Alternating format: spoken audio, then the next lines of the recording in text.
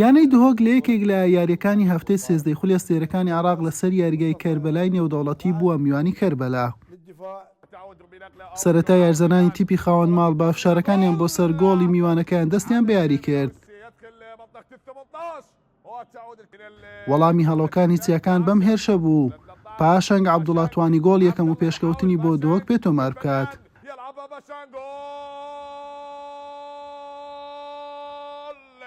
باشنگ عبدالله بكرة مباغتة، نعم خادعت المدافعين، هو الشاهد، روح عدى مر هدف آخر عدة کەربەلا هەوڵەکانی بۆ یەکسانکردنەوەی ئەنجامەکە دەست پێ کردەوە.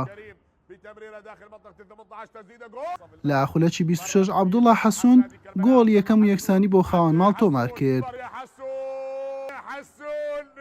عبدالله يا حسون ويستدرك الامور ويسجل هدف التعادل.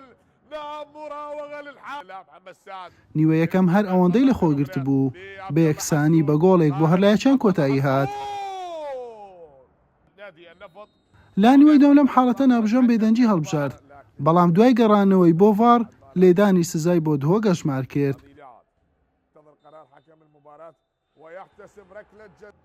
پیتەر گۆرگیز بەسەر کەوتوی جێبەجێ کرد و دهۆکی جارێکی دیکە لە یاریەکە پێشخستەوە.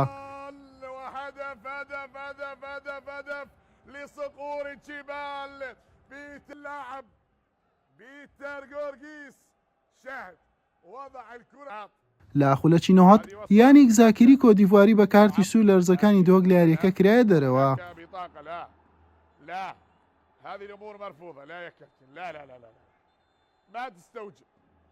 ما تستوجب بطاقة حمراء. لە خولەکی 95 حاڵەتێکی تونند و تیژی کەوتە نێوان یارزەنانی هەردوویانە لەلایەن هاندەرانەوە بەرد ئاراستە یاردەدەری نابژان کرا و بە سەختی بریندار کرا و گواسترایەوە بۆ نەخۆشخانە. هەر بۆیە نابژوان یاری فیکەی کۆتایی هاتنی یاریەکەی لێدا.